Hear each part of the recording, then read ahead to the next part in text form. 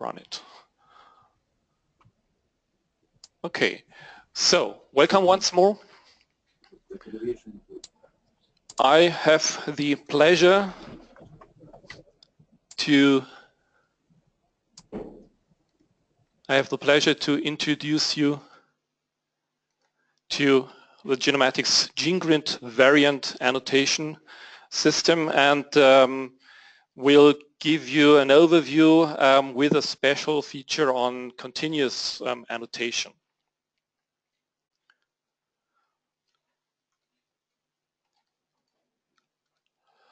Today's agenda. First, I will give you a general introduction to GeneGrid, and then you'll learn how we bring more detailed information from Clin Var to you so you can better evaluate your variants.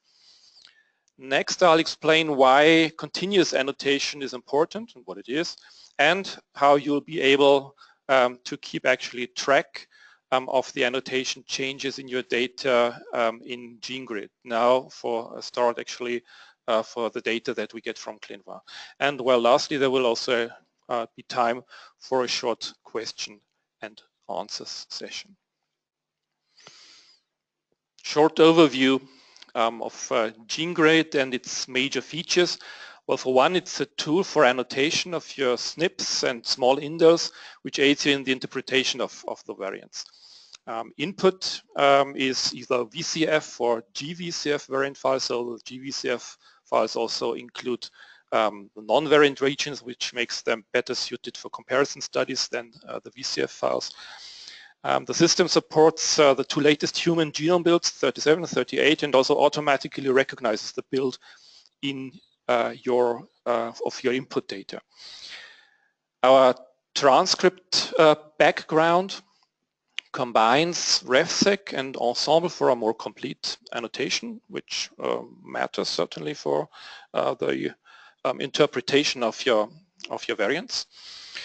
And we also include a number of public data sources such as OMIM, COSMIC, Clin Var, as I see it here, Genetic Testing Registry for disease associations, dbSNP certainly for known variants, and for example, Exome Aggregate Consortium, the EXAC, for population allele frequencies, plus a number of large number of other annotations actually. From the GeneGrid result page, you can also directly link to our Genomatix pathway system for an enrichment analysis or a lit inspector for literature mining, so further analysis of your selected genes.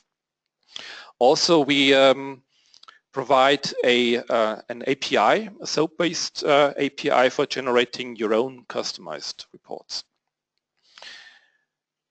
Our automatic continuous annotation, which will be one of the major features, keeps the annotation of your samples up to date and consistent. You can do comparisons of your samples either in a trio setting for family studies or either in a case control designs, for example, for cancer studies. And lastly, the pricing system is transparent and easy to understand with 10, 100, 500 credits for panel, exome and genome sized samples respectively. A few things that have been recently added before we come later to the ones that are upcoming.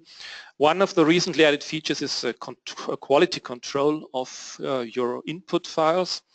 On the one hand, you get information on annotation distribution. That's, for example, the numbers of ref calls and non-ref calls, numbers and percentages of coding variants, numbers of SNVs and indels, and numbers of variants in, exons, introns, intergenic regions. And on the other hand, you also have quality control data, which makes it easier to compare between samples, how well the pipeline of your SNP calling actually has worked. Few examples are percentages of novel SNPs and novel indels, percentages of variants with known allele frequencies, transition transversion ratio, coverage, and genotype quality information. All these annotation, distribution, and quality metrics are visible actually before you activate the sample, so this means you get them for free and can then also decide based on these metrics whether you want to use the sample or not. Another recent addition is an optional filter for the results. It's called low confidence effect prediction. It kind of complements the already existing effect prediction based on the deleterious column, and it adds stringency to the filtering of the variants. It's based on criteria that are also used by the program LOFT. So LOFT is short for loss of function transcript estimator, and a variant is marked as low confidence in this filter if at least one of the criteria in the list apply that we have here. For example, a nonsense variant is situated in the last 5% of the transcript, which implies that the resulting truncation of the protein probably won't affect its function, or that the affected transcript gets degraded anyway because its reading frame has an early stop, so a nonsense mediated decay, or doesn't have a stop codon at all, so non-stop decay. Or, for example, the alternative allele matches the consensus allele in a reconstructed ancestral genome for primates and is therefore probably not disease-causing. So additional stringency for filtering the effect prediction. And our consensus transcript effect, so we provide for each transcript associated variant a consensus effect, and the low confidence predictions actually do not contribute to this consensus. The low confidence filter is one of the filters that are based on an assessment of the variants themselves. Of equal importance and as a necessary complement in the end for classification of a variant as pathogenic is also an assessment of the function of the affected gene in relation to the disease you are interested in. And for this we also provide gene level annotation from a number of different sources. For example, OMIM. This is a curated compendium of human genes, genetic phenotypes based on literature. The genetic testing registry, GTR, a central location for genetic tests information from test suppliers. Also popular gene panels. The gene is actually a part of, implying that it is disease relevant. And lastly also our own literature mining, which this is an automated text analysis of PubMed abstracts.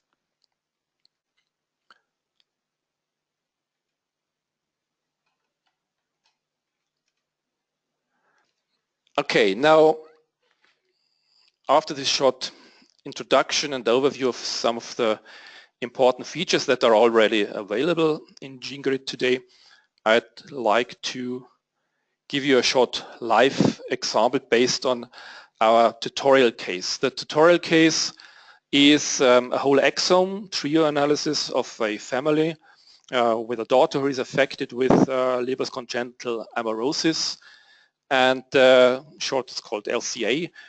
This disease was originally described by Theodor Leber in the 19th century. It's an inherited eye disease with an early onset, either at birth or in very early childhood, and it leads to blindness or at least to severe loss of vision in the central region. It's a monogenic disease, recessive, but is genetically heterogenic. So far we have 18 known types that have been described in OMIM. And for a few of them there's also development of gene therapies actually. For example, there is an adenovirus-based gene therapy for LCA2 in development by Spark Therapeutics, which is already in clinical phase 3. And for LCA10 in another mutation in another gene, CP290. We have actually Editor's medicine, which was founded by Feng Zhang, one of the CRISPR-Cas9 pioneers, and they are developing a therapy here. They plan to start the clinical trial in 2017 using certainly a CRISPR-Cas9 based approach. The daughter in this trio actually has two mutations that we know of which are disease relevant. On the one hand, we have missense mutation, homozygous missense mutation in the NM.1 gene, which is the likely cause actually of Leber congenital amaurosis. NM.1 plays an important role in NAD biosynthesis. And on the other hand, also a homozygous mutation, this time a nonsense mutation, is in the GJB2 locus, which is probably the cause for the deafness of the child. GJB2 is a connexin, which is a gap junction protein. Here is actually the pedigree of the family. So the samples that we use in the trio analysis will be from the consanguineous parents here and from the affected daughter. Both parents are unaffected; they're just carriers of the variant, and the parents also have two more children, so two male siblings of the daughter who are also affected. One is affected also with deafness, and the other is affected with LCA, and they also carry the corresponding mutations. The first demonstration will use a trio comparison strategy. In the comparison output, I'll select the rare variants with genotype combinations that are concordant with the recessive inheritance. I won't use any dbSNP based filter for novel variants because many rare variants are already known in dbSNP and would be removed in this way. And you will also see that the variant that we detect is already known in dbSNP. But I will, in addition, use a filter for disease-relevant genes so that we have both the variant-based filtering and the gene-based filtering. And from the final result, I'll then generate a report for you with information on the variant, the affected genes, supporting evidence, and among them also from the literature. Okay, so let me just change here to the GeneGrid user interface. Many of you will probably know it already. I will not go into the details. If you want to get a detailed introduction to the interface, etc., there is a tutorial. The tutorial actually that you can run if you apply for a test account, and I will use only a little bit of that tutorial to actually show you the most important things. So one thing to start with is actually the variant annotation. So variant annotation means we upload a VCF file or GVCF file and let the system do the annotation. This is already annotated here. I will not show you that. The next thing that you can do after you did the annotation is the actual sample comparison. I'll just go through how you do that. It's very simple and easy, and then continue with a prepared example of a comparison. For the comparison, you have these three options: trio, cancer, so this would be a pairwise comparison of cancer and normal tissue, and other, which would be two groups of samples, for example, unaffected or affected and unaffected. In this case, we need the trio set up, and here we have two lists, one for the offspring, one for the parents, and we can just drag and drop the files that we already have uploaded in here. I just want to show you quickly one thing here. These two files are the parents. 3.4 I think is the mother, 3.5 is the father, and 4.1, so generation 4.1, this is actually the daughter. And if you click on the list here in this file overview or an entry, then you will get detailed view, among others, with what I already mentioned before, the annotation distribution information which you get for the total input file, plus also separately for the chromosomes. For example, here total variants, missing genotypes, etc., ref calls, non-ref calls, SNFs, and insertions, and so on and so forth. And you also get quality control information, such as how many of my variants actually have a known allele frequency, or what is number of transitions, number of transversions, transition-transversion ratio, etc. Okay, so that's just for a bit of background here. And yeah, for setting up such a trio analysis, you just drag and drop your files. So here the daughter, the offspring, and then the mother, and the father. For the parents, you actually need both, and you only can have one offspring here in the in here, and you give it a name, trio demo, then you can submit it, and the analysis will start. I will actually not wait for that. It might take a few minutes until it is completed. You see that the analysis is starting here. I just go to my result management and open an already prepared sample comparison here.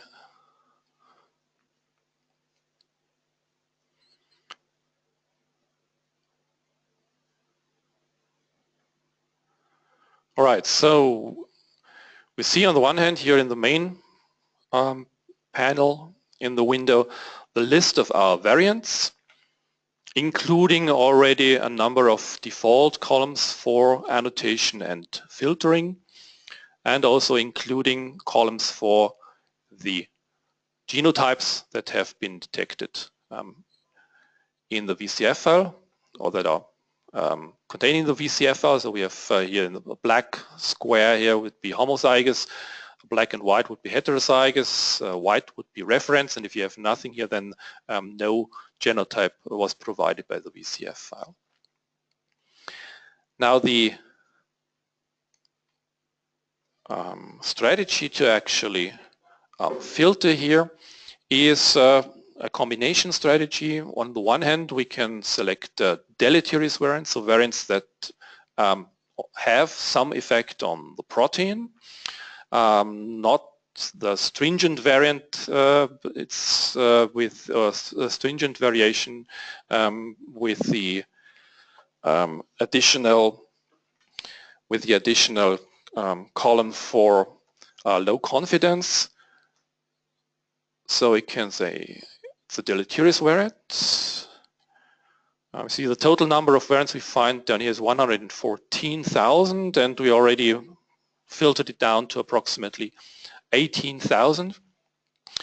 We can combine that with a filter for a low population allele frequency. You have the allele frequency from the 1000 Genomes project, and also the ExacF in here. Just use the GAF here from the 1000 Genomes project. It would work the same with Exact in this case. So 0.01. Now we have only rare variants filtered down to about 3,000. You see that the filter combination is adding up here on the left-hand side, and you can also directly add filter criteria in here by choosing from this drop-down box. I will do that for the combination of genotypes that we expect here, as it's a recessive mutation that we find here. I will select for a homozygous variant here in the case, and heterozygous in both parents, and I just add the case genotype down here plus the two parental genotypes, and select homozygous for the daughter, heterozygous for the parents, and then apply the filter. So the filter is applied in one go for all criteria. So we're down at 31 variants already. And now we can apply a gene-based annotation for the corresponding disease. And this is an additional annotation column that we can activate by clicking on this cogwheel symbol here. You see there's a large selection of additional annotations that you have in the system. And I'll be using the literature disease annotation by selecting this, and I'll get an additional column here, and I can start typing Leber congenital, and I get a drop-down list with corresponding terms. The most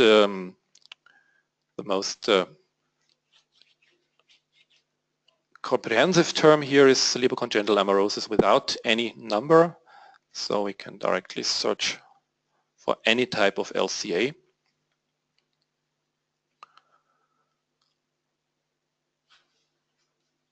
And we get one entry here, NM01, which is a missense mutation, Val2Met mutation in the protein associated with Leber congenital amaurosis, and we have it homozygous in the daughter and heterozygous in both parents. Okay, and now we can actually generate a report from this. You can do this here with a report generator.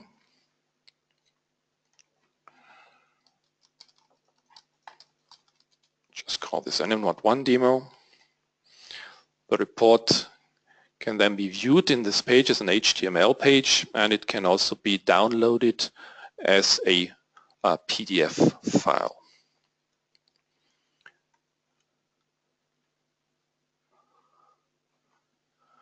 Okay, so if we view it here, you get the report with the structure that you see here on the right-hand side. First, you get information about the variants that have been found, then information about the gene, the analysis background, references, and then two appendices, the data sources, and a glossary. And we see very nicely that we have this one report. It's a known variant, so already an RS number in dbSNP. It's also considered pathogenic in Clin Var. Also have that information immediately, plus a bit more information about this variant, including quality information in which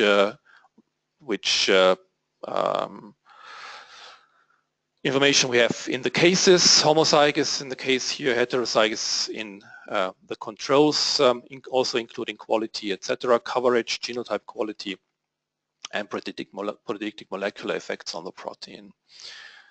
And also we have, among other things here, the literature citation. So, for example, from the Falk et al. Paper in 2012, they identified this mutation actually in the consanguineous Pakistani family. And also we have information from OMIM, again from the same source in the end. So it's very simple and straightforward in the end to arrive at one or a few of relevant variants and also generate a report out of that. Okay, now I'd actually like to introduce two upcoming new features to you. They will be available in GeneGrid from, well, July probably on. The first of them is the extended Clin Var annotation. A little bit on Clin Var. Clin Var is a public archive of variants including clinical interpretations and evidence supporting this interpretation. The sources for the collected information are on the one hand clinical testing labs, so they submit data and researchers. On the other, Clin Var also imports information from OMIM and some other databases. And in the end, it's kind of a community effort to facilitate and to improve the classification of variants with respect to the pathogenicity. Clin Var is limited to monogenic diseases. It doesn't say anything about the penetrance of a variant. There are actually 3 types of Clin Var records with different aggregation levels. So the basic type is the submitter record, the original non-aggregated record, which is prefixed with an SCV. And then as a next aggregation level is an aggregation on a combination of variant and phenotype level, and these records are prefixed with RCV. And then in the highest aggregation we have an aggregation by variant alone, including all the associated phenotypes, and this is called variant report by Clin Var. The classification is provided by the submitters and goes from, well, benign, likely benign, over uncertain, unknown, pathogenic, likely pathogenic. As all the variants and interpretations originate from the submitters, Clin Var chiefly only collects and aggregates the information, and it indicates the refuge status of a variant. So it assigns stars based on the provided information. This is meant to give well, the user an idea of how much they can trust in the classification of the variant. In a short list here we have the numbers of stars and what they actually mean as to the refuge status of a variant. On the one hand, the first level is if a variant has only been uploaded without any information on the criteria that were used for classification. Then it gets 0 stars. 1 star is given if assertion criteria are provided, so we know how they actually, what criteria they used to assess the variant. If there are 2 or more submitters who agree on the classification, that's worth 2 stars. If the variants have in addition been reviewed by an expert panel, Enigma Consortium would be 1, it gets 3 stars, and the maximum of 4 stars is granted if also testing practice guidelines are provided for the variant.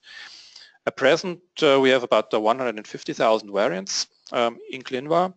Only 23 of them have actually the highest level. They are all related to cystic fibrosis, but already 3,700 something have 3 stars, so have an expert panel review. We have 2 of them here. Maybe we can show that. I just need to change it here. So one here, cystic fibrosis associated.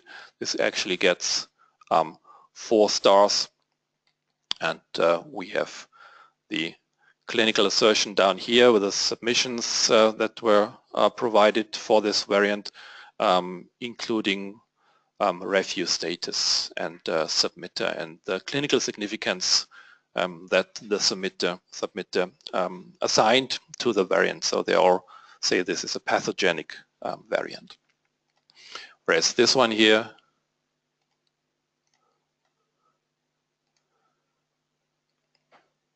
has 3 stars, and also with the submission accession here and the provided evidence that we see down here.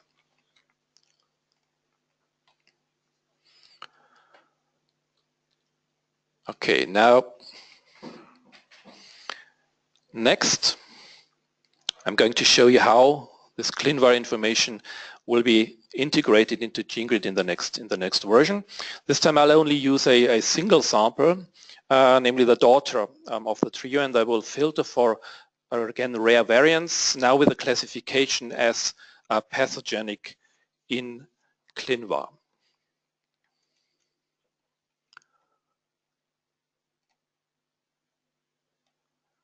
So I go to open the file here for one. So this is the daughter.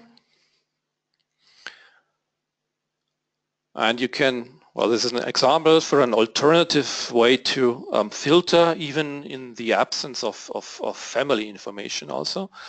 So we can again select deleterious variants. We're down to 14,000 from the 110,000. I'll augment that actually with the low confidence here, just to show you how much it filters out. So we now want to see only those variants that are not low confidence.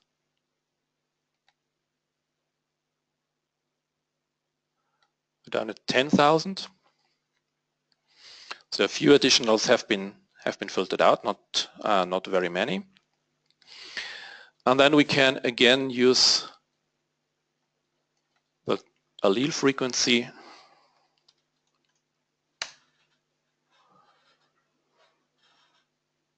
Okay, now we have 1600. Now I add another column here, namely the clinical significance, which comes from Clin Var.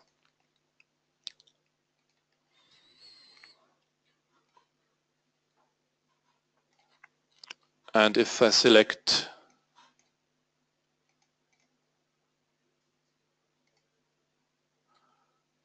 pathogenic here,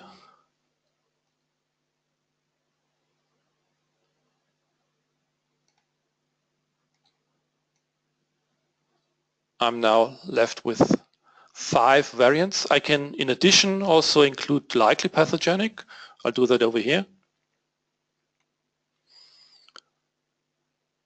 Well, here.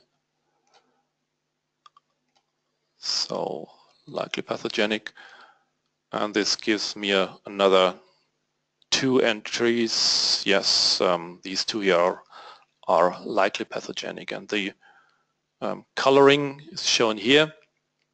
So this would be pathogenic. This would actually be a conflicting information where we have both pathogenic and benign classification. And down here we have likely pathogenic with such a red frame around the box. And now for the detailed information, well, for one thing, we can have a look at the NMOD1, NMNOD1 variant once more, which we find here. And so you see the transcript effects, by the way, also down here. So we have a number of transcripts here, 5 different transcripts. We see the effects here, and we also see that some of the transcripts, the last 2 here, are actually low confidence transcripts. And we also get the information why they are considered low confidence. You have the variation in the protein in here, namely over here in this region. One of the 2 is only a predicted transcript and is also replaced transcripts in the newest version of the genome annotation. And the last here is actually a decay sequence. For the Clin Var information, we have 1 entry, Leber congenital amaurosis 9. We have the significance here. We have submission ID. We also have the refuse status here. So this would be the stars, 0 stars actually. And also the submitter. So this was actually automatically, so semi-automatically uploaded from OMIM, from the literature. On the other hand, we have the GJB2 variant here. So this would be the variant that is actually responsible for the deafness of the child. And if we click here and look at the Clin Var information, we get 4 entries. So this means we also have 4 submissions. The submitter submission IDs are shown here. 2 of these submissions are actually aggregated into one RCV dataset. You see them here, these 2, and 2 of them are separate. And this also shows us, or the method here that was used for uploading the submitter. So these two are actually two genetic testing labs, and here's from the Children's Hospital. A study here actually also provided by the Children's Hospital.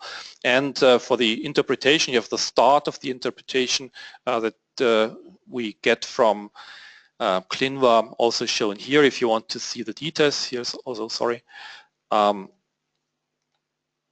Here is also the upload and the update time and date. If you want to see more details, you can just click on these accession IDs, just open them here. There's one here for the RCV entry and the other two here.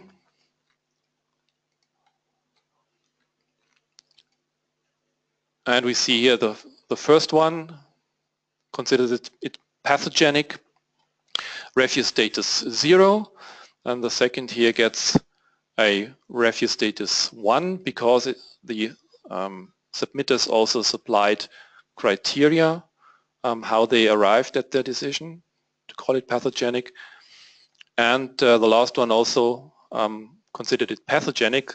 So if we go to the variation report, which is the highest aggregation status, we actually end up with a refuse status of 2 for the variant, because we have both criteria, we have multiple submitters, and there are no conflicts in the classification by the submitters.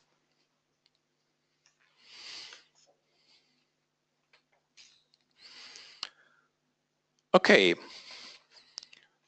so that's how you can access Clin Var information in our system. And I show you now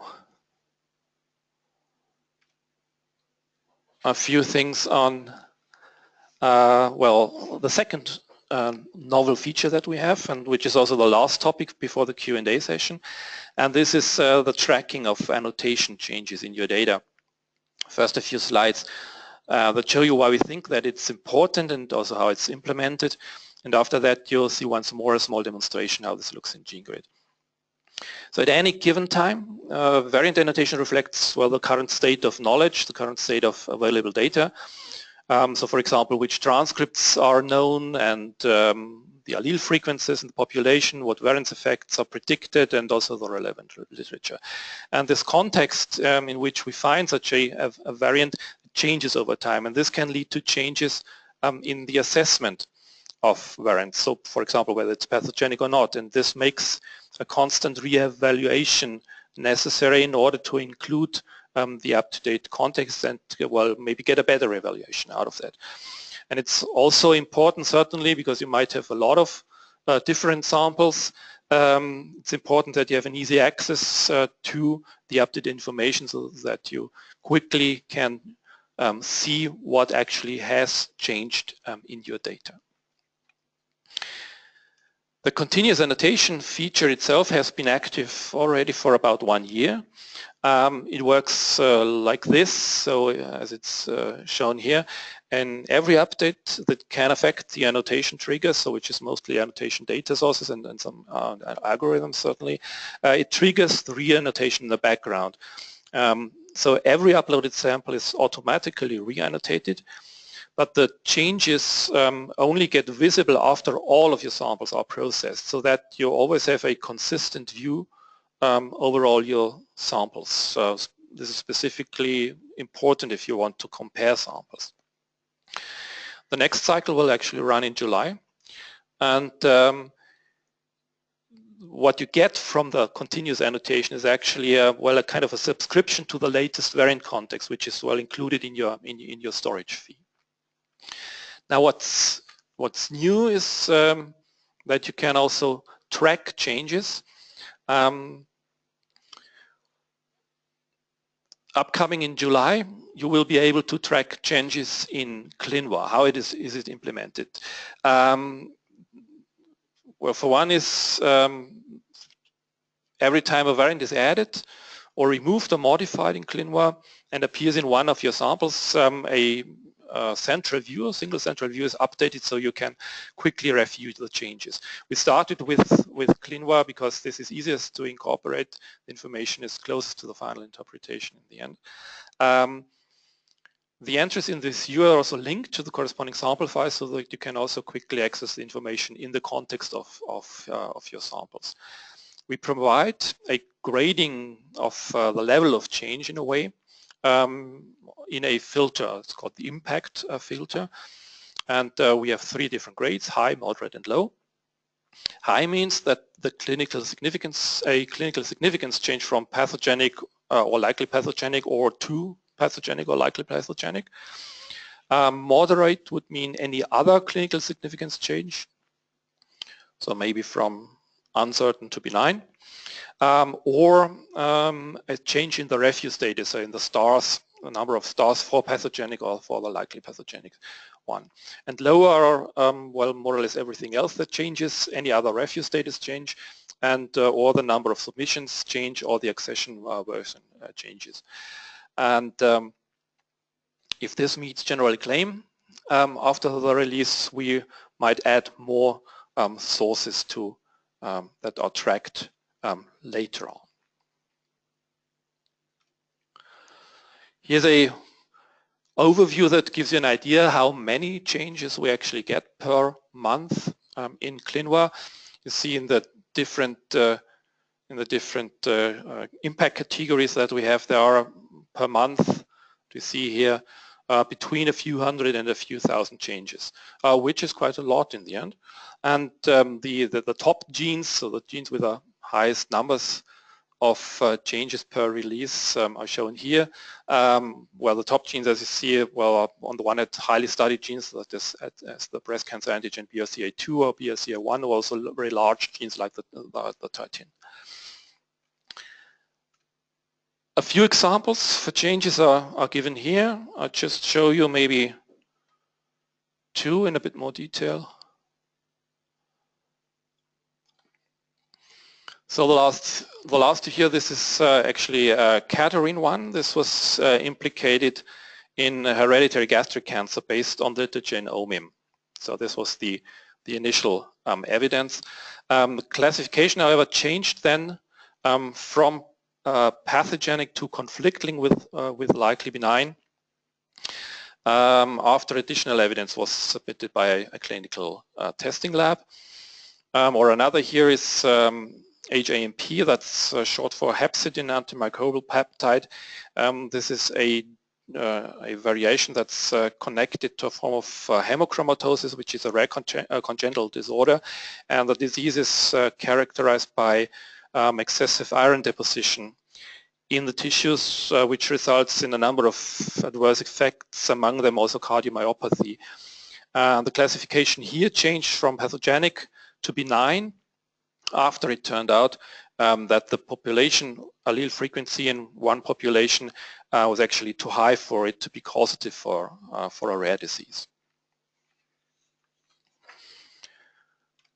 Okay, the last demonstration before we do the Q&A will be how the tracking page for the continuous annotation for Clin Var actually looks like. And I'll just switch here. So this can be accessed here from the menu. Continuous annotation history is the name.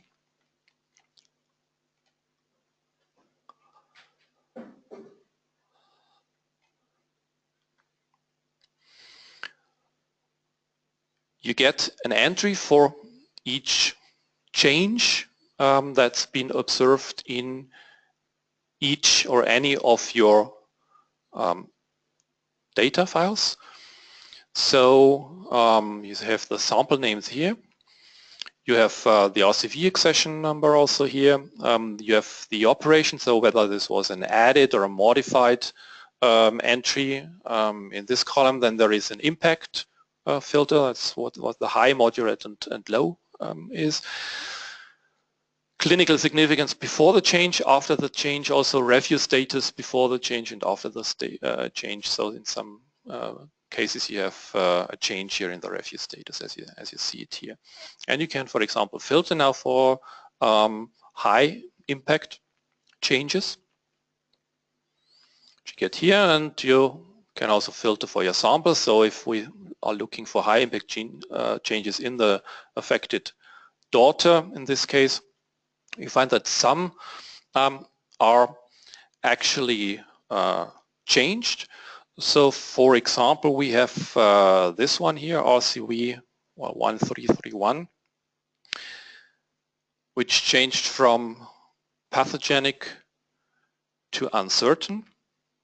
And we can also click on the details here. And this was actually submitted originally, or was submitted by OMIM. Here we are. It's about systemic lupus erythematosus actually associated. It changed from pathogenic to uncertain. It has been reclassified because the contribution to the phenotype has not been confirmed. You can again have the link here, the external link here. So we see the uncertain significance here in the meantime. And another one down here, SEC 23B.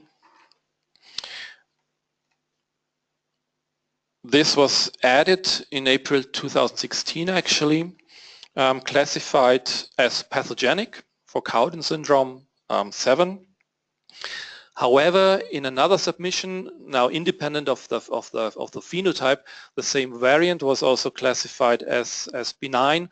So we have conflicting information here in the end. So in the end, we have the status of this variant is then uncertain due to this conflict.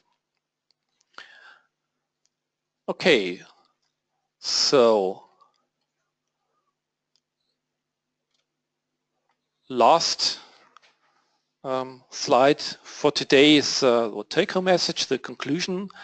4 items here. One is, well, we need identical annotation background actually for intersample comparison. And but on the other hand, the data sources that we use for the annotation are dynamic. So we have a change in the context of the annotation, and that's why we need a constant re-annotation.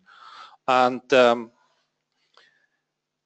we also need to have a efficient and transparent way actually to access the resulting changes in the annotation.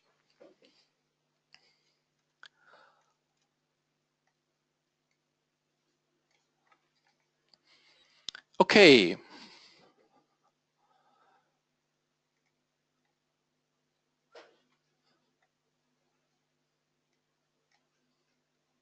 So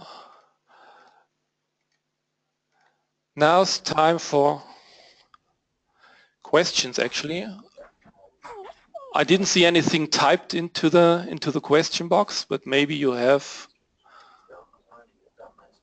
still have questions, and which we might be able to answer.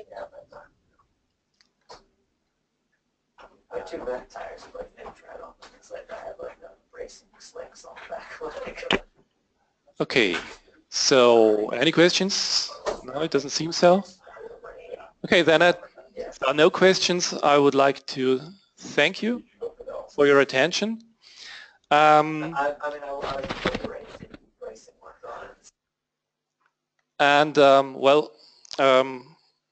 Maybe we can hear one another in one of the other Clin Var, the other GeneGrid webinars that we will provide over time. You will get an email from us, actually also with a link to a recording of this webinar, and also with information how you can apply to a test account so that you can try out the program for yourselves if you so desire. Thank you very much for your attention. Have a good evening. Have a nice day. Bye-bye.